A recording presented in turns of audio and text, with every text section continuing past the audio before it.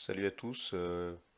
Donc pour l'item 5.39, on demande la relation entre l'énergie potentielle et le travail de la force de pesanteur. Alors correction, on a la formule variation d'énergie potentielle qui est égale à moins le travail de la force du poids.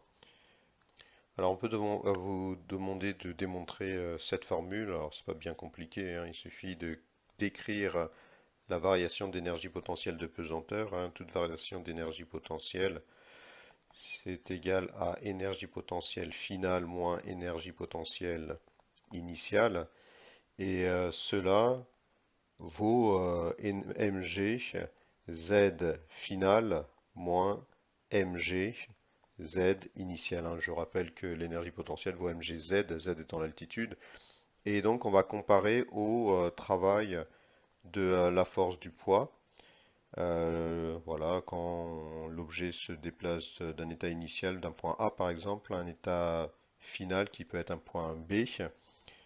Cette formule, on l'a déjà vu, hein. On sait que le travail du poids, c'est égal à mg z initial moins z final. Alors il suffit de sortir, voilà, on voit qu'il suffit de sortir le signe moins ici. C'est-à-dire, je peux très bien écrire que c'est égal à mg z final moins z initial. Voilà, et à condition, voyez-vous, de mettre un signe moins là. Euh, on va donc comparer au nombre juste au-dessus. Donc au-dessus, si je factorise par mg, j'ai z final moins z initial.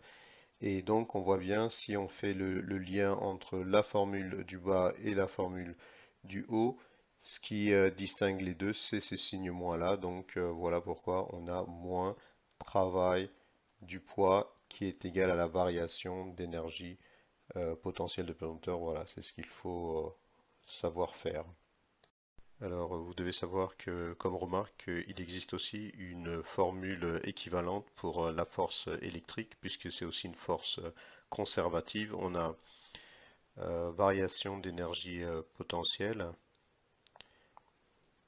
voilà, variation d'énergie potentielle, voilà, pour la force électrique, qui est égale à moins le travail de la force électrique. Je rappelle que l'énergie potentielle, voilà, l'énergie potentielle pour une force électrique, je rappelle que c'est Q fois, c'est-à-dire la charge fois le potentiel électrique, hein. Voilà.